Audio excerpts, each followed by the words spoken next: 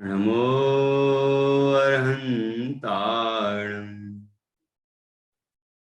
नमो सिद्धाणं नमो वाइरियाणं नमो अध्यायाणं नमो लोये सव्यसाहुणम्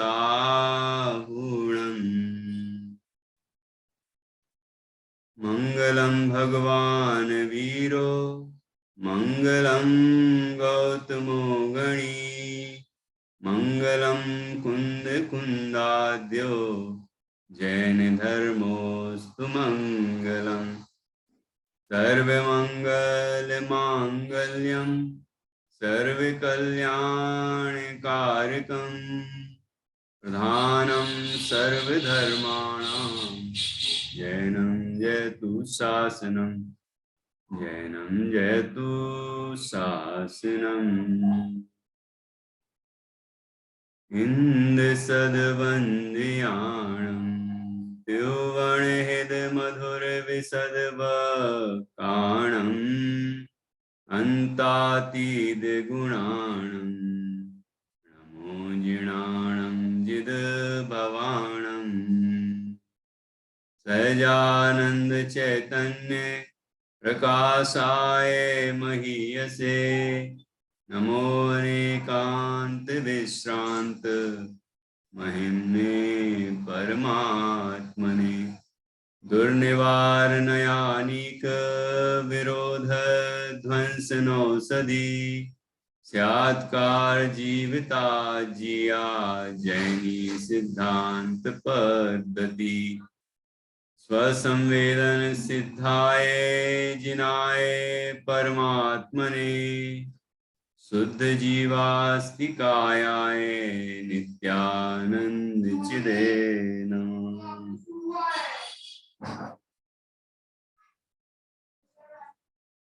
आचार्य श्री कुंद कुंद देव द्वारा रचित यह पंचास्तिकाय संग्रह ग्रंथ है। इसका पहला अधिकार चल रहा है षड्द्रव्य पंचास्तिका वर्णन, और इसमें द्रव्य षड्द्रव्य पंचास्तिका विशेष वर्णन चल रहा है, और हम जीव द्रव्यास्तिकाय की चर्चा कर रहे हैं। और उसके चर्चा में यहाँ पर 46 नंबर की गाथा है। यहाँ प्रकरण चल रहा है उपयोग का। उपयोग अधिकार में जो जीव द्रव्यास्तिकाय का वर्णन करने के लिए 9 अधिकार हैं, उनमें से उपयोग अधिकार में ज्ञानोपयोग और दर्शनोपयोग 2 भेद किए। तो आचार्य कहते हैं कि ये जो गुण गुणी का भेद किया है वो ऐसा नहीं है जैसे कि सह्य पर्वत हो और विंध्य पर्वत हो। सह्य पर्वत को सतपुड़ा कहते हैं, सतपुड़ा के घने जंगल सुने होंगे आपने। और दूसरा विंध्य पर्वत विंध्याचल होता है, विंध्याचल पर्वत। ये पावागढ़ अपना विंध्याचल पर्वत की श्रेणी में ही है। तो ऐसे, और ये मुक्तागिरी जी अपना है जो ये सतपुड़ा के श्रेणी में है। ऐसे पर्वत श्रेणियां हैं अलग अलग, तो क्षेत्र ही अलग है, प्रदेश भेद है, ठीक है ना। तो ऐसे इस तरह से गुणगुणी का भेद नहीं है कि प्रदेश भेद ही हो, और इस तरह भी प्रदेश भेद नहीं है जैसे दूध और पानी। दूध और पानी के प्रदेश भी अलग हैं, भले ही वो एक स्थान में रहते हैं, लेकिन उनका क्षेत्र सब दोनों का अलग अलग ही है, तभी तो वो अलग हो जाते हैं, नहीं तो अलग हो नहीं सकते। तो इस तरह का प्रदेश भेद नहीं है जैसे कि यहाँ बताया, जैसे दूध और पानी के प्रदेश भेद हैं लेकिन एक क्षेत्र में रहते हैं, ऐसा भी नहीं है। फिर कैसा है कि एक ही प्रदेश हैं, जो द्रव्य के प्रदेश हैं वही गुण के प्रदेश हैं, वही पर्याय के प्रदेश हैं, जो लोक प्रमाण असंख्यात प्रदेश जीव के हैं, वही उसके गुण और वही उसके धर्म और शक्तियां, सबके वही एक ही प्रदेश हैं। प्रदेश भेद नहीं है, प्रदेश भेद नहीं है। जैसे परमाणु का उदाहरण दिया, परमाणु एक प्रदेशी है और वह अपने एक प्रदेश में रहता है। परमाणु वह द्रव्य है और उसी एक प्रदेश में, उस परमाणु के अंदर ही उसके स्पर्श रस गंध वर्ण आदि अनंत गुण रहते हैं। वो सब एक प्रदेश में ही रहते हैं, दोनों का एक ही प्रदेश है, प्रदेश भेद नहीं है और उनको अलग अलग नहीं किया जा सकता। ऐसे अविभक्त प्रदेश हैं। अब अविभक्त प्रदेश में हम भेद और अभेद दोनों घटित कर सकते हैं, अन्यपना और अनन्यपना दोनों घटित कर सकते हैं। पहले तो ये समझना है कि प्रदेश की अपेक्षा तो अनन्य ही है, प्रदेश की अपेक्षा तो अन्य अन्य है ही नहीं गुणगुणी। ठीक है, इसलिए कल जो टीका हमने पढ़ी थी उसमें आचार्य ने दोनों जगह अनन्य शब्द का प्रयोग किया। परमाणु का जो उदाहरण दिया था, अखंड परमाणु का, और उसके फिर गुणगुणी का भेद करके, मतलब स्पर्श आदि का, तो दोनों जगह अनन्यपना ही बताया। तो अविभक्त प्रदेश अर्थात प्रदेश भेद का अभाव जहां है वहां अनन्यपना ही है, अर्थात प्रदेश की अपेक्षा तो गुणगुणी अनन्य है, अर्थात अन्य नहीं है, अर्थात एक ही है।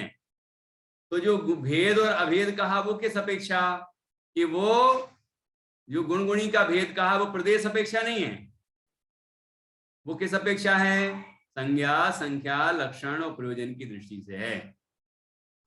ठीक है, तो इस तरह से जब अविभक्त प्रदेश की सिद्धि होगी तो फिर भेद भी बन जाएंगे और अभेद भी बन जाएंगे, दोनों दृष्टियां बिल्कुल यथार्थ हो जाएंगी। लेकिन यदि हमने प्रदेश भेद माना, एक द्रव्य के गुण गुणी में, द्रव्य गुण पर्याय में यदि हमने प्रदेश भेद माना तो कुछ भी नहीं बनेगा। या तो द्रव्य अनंत रूप हो जाएगा, उसके अनंत गुण वो सब द्रव्य हो जाएंगे, और ऐसा तो संभव ही नहीं है। तो पूरे द्रव्य का अभाव हो जाए, क्योंकि द्रव्य तो गुणों के समूह को कहते हैं, और गुणों का समूह जब बिखर गया तो द्रव्य बचा कहाँ, द्रव्य का अभाव हो जाएगा।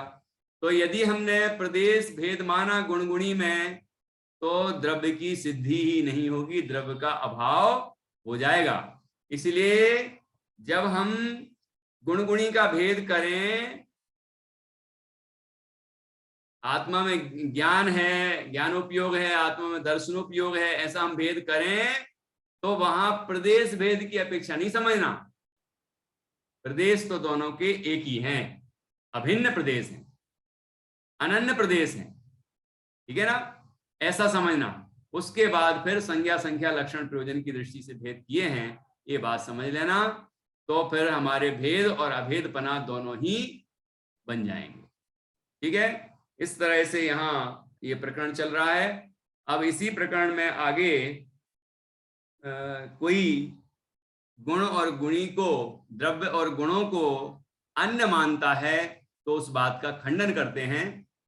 कोई एकांत से ही यदि गुण और गुणी को अलग अलग मानता है तो उसका खंडन करते हैं। वो किन किन अपेक्षाओं से खंडन करते हैं वो यहाँ बहुत सुंदर ढंग से यहाँ बताया है 46 नंबर की गाथा में। लगता है इन बच्चों ने पहले की गाथाएं याद कर ली हैं, तो पहले हम सुन लेते हैं और उसके बाद आगे बढ़ते हैं।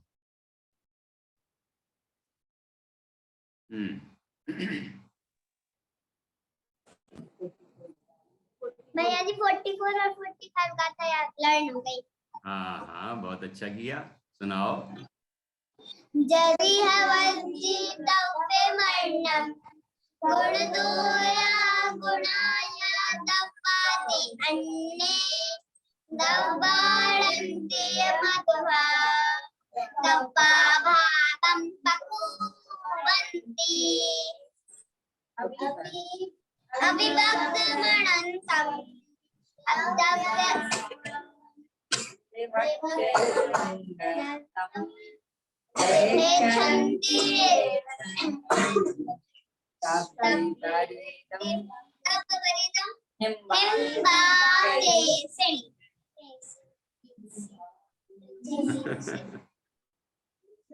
बहुत अच्छा।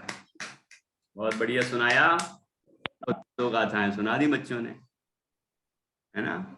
थोड़ा सा हम सब भी प्रेरणा लें बच्चों से और हम भी याद करें सभी, ठीक है ना। चलिए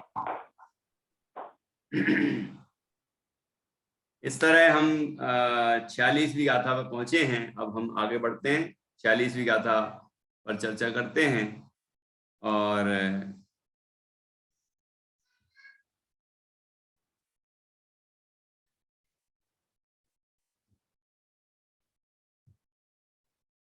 देखिए 46वीं गाथा है षड्द्रव्य पंचास्ति का वर्णन। ये विशेष अधिकार चल रहा है, उसकी चर्चा है यहाँ।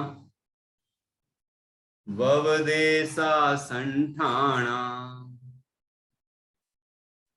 ववदेशा संठाणा, संखा विषया, संखा विषयाय होन्ति ते बहुगा, संखा विषयाय होन्ति ते बहुगा। कहाँ तक पहले बोलना है, कहाँ तक पहला पद है? भवदेशा संठाणा, यहाँ तक। फिर दूसरा आगे, संखा विषयाय होन्ति ते बहुगा, ते ते तेसि मनन्नत्ते, ते तेसि मनन, मनन आदरणा भी बोला है, मनन नत्ते, नत्ते ते तेसि मनन्नत्ते, अन्नत्ते चाविवेजन्ते, अन्नत्ते चाविवेजन्ते। फिर से एक साथ, भवदेशा संठाणा, संखा विषयाय होन्ति ते बहुगा, ते तेसि मनन्नत्ते, अन्नत्ते चाविवेजन्ते।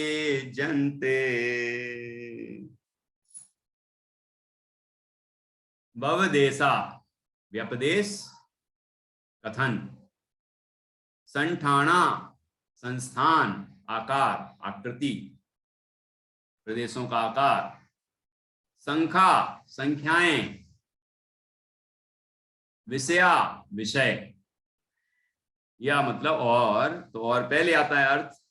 तो व्यपदेश संस्थान संख्या और विषय होन्ति ते बहुगा, ते बहुगा होन्ति, वे बहुत प्रकार के होते हैं। बहुगा बहुत प्रकार के, होन्ति होते हैं।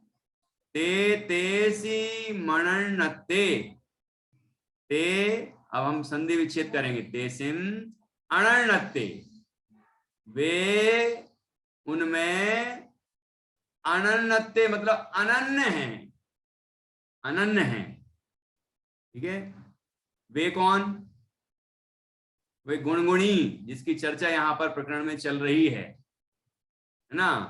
वे गुणगुणी, वे द्रव्य गुण पर्याय, वे अनन्य हैं। अन्नत्ते चावि विजन्ते, तो अन्य नहीं है क्या? ज्ञान अलग नहीं है, दर्शन अलग नहीं है, चारित्र अलग नहीं है। सम्यक दर्शन श्रद्धा गुण की पर्याय है कि ज्ञान गुण की पर्याय है? हाँ, इस तरह तो अलग अलग है, इस तरह तो अन्न अन्नपना है। तो अन्नते चाबी, अन्य अन्य होने पर भी विद्यन्ते, विद्यन्ते विद्यमान रहते हैं, मतलब अनन्य भी हैं और अन्य अन्य भी हैं, ठीक है। ये चारों जो यहाँ पर बताए हैं, इनकी परिभाषाएं नीचे दी हैं, वही हम पढ़ेंगे। देखिए अन्वयार्थ,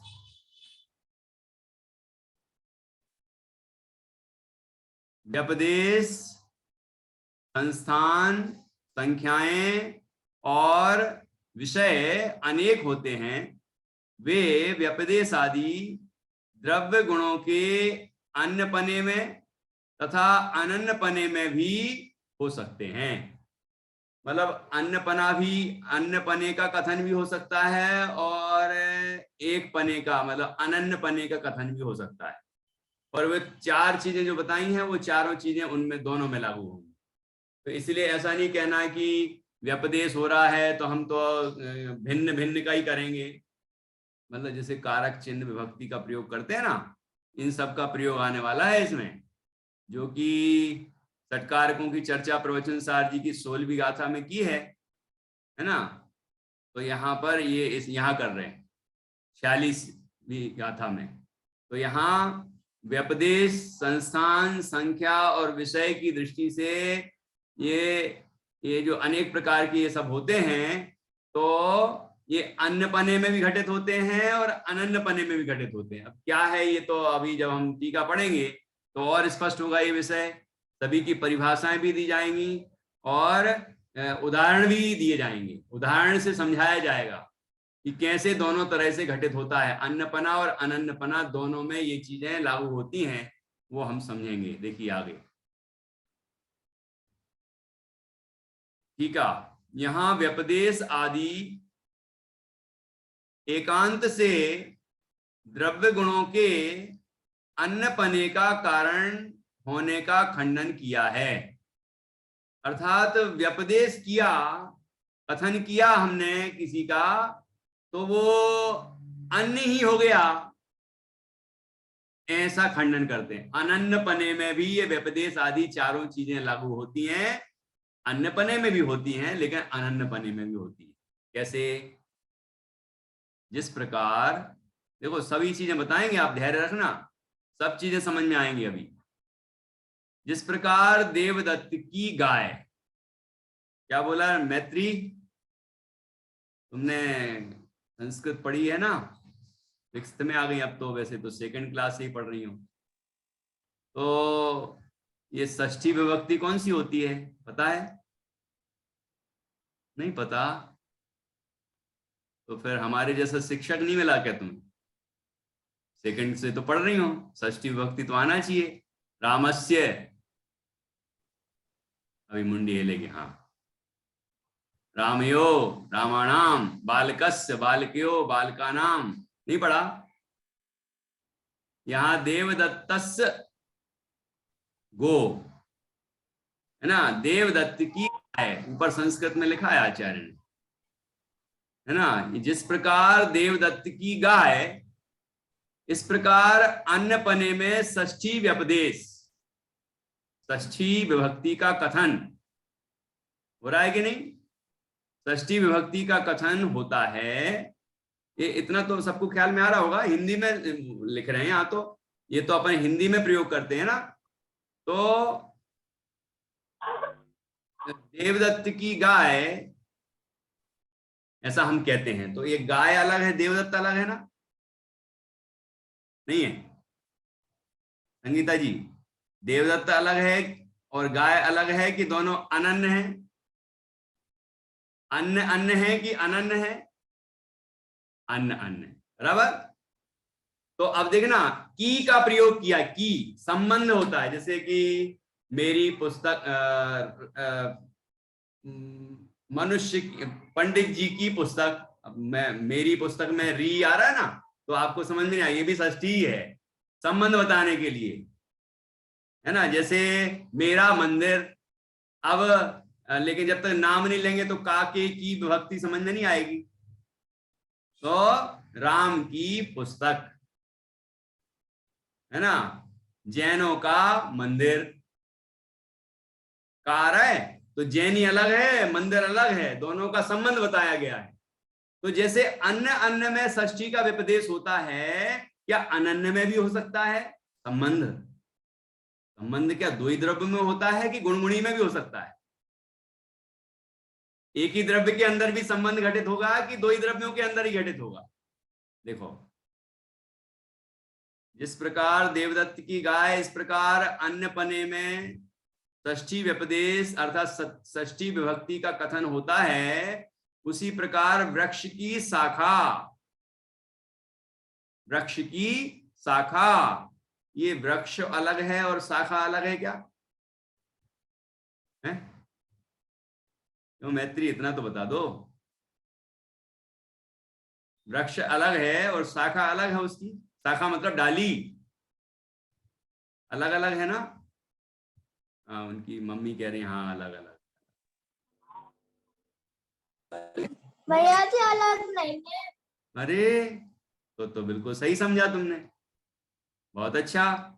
देखो पहले वाले में की का प्रयोग किया था लेकिन वो अलग अलग थे, संबंध जोड़ा दो में।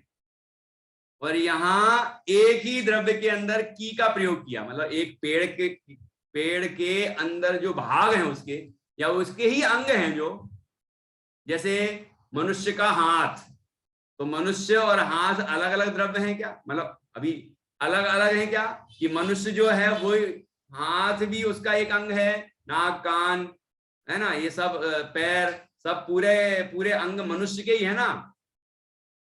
तो वो अखंड द्रव्य है लेकिन हम उसमें खंड खंड का व्यवहार कर सकते हैं। अखंड में भी खंड का कथन हो सकता है, लेकिन कथन होने पर वो ऐसा नहीं समझ लेना कि अन्न अन्न हो गए।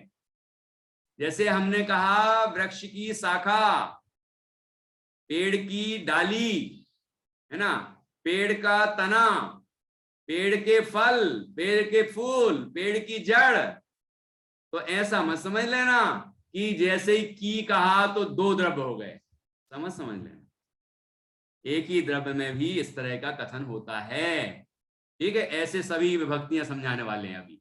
देखिए उसी प्रकार वृक्ष की शाखा, अब देखो अपना जो विषय चल रहा है ये दोनों ही उदाहरण हैं। अब देखिए द्रव्य के गुण कहा जाता है कि नहीं, आत्मा का ज्ञान, तो आत्मा अलग है ज्ञान अलग है क्या, ये दो द्रव्यों में संबंध बता रहे हैं क्या, नहीं। ऐसा कथन जो अन्य अन्य द्रव्यों में होता है वो एक द्रव्य के अंदर भी उसके गुणगुणी के साथ हो सकता है, और इससे वह अन्य अन्य नहीं हो जाते, सर्वथा प्रदेश भेद नहीं हो जाते, वो अनन्य ही रहते हैं। प्रदेशों की अपेक्षा तो अनन्य ही रहते हैं, एक ही रहते हैं, एक ही द्रव्य है वो। देखो द्रव्य के गुण के का प्रयोग किया, का के की ये षष्ठी होता है। ऐसे अनन्य पने में भी षष्ठी व्यपदेश होता है, षष्ठी का कथन होता है। अब आगे देखिए ऐसे ही और भी सारे विभक्तियों का प्रयोग करेंगे। इसलिए पंडित टोडरमल जी साहब कहते हैं कि थोड़ा बहुत न्याय व्याकरण का भी अभ्यास होना चाहिए।